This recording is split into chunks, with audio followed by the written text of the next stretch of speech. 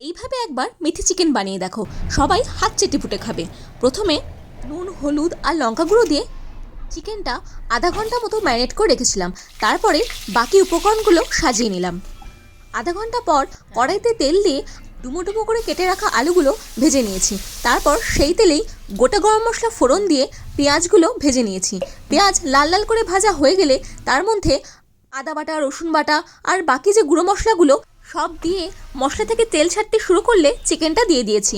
তারপরে চিকেনটা অর্ধেক কষানো হয়ে গেলে তাতে দই আর ভেজে রাখা আলুগুলো দিয়ে দিয়েছি। মেথি শাকটা ধুয়ে নুন জলে কিছুক্ষণ ভিজিয়ে রেখেছিলাম, তাতে মেথি শাকের তিতকে ভাবটা আর থাকে না।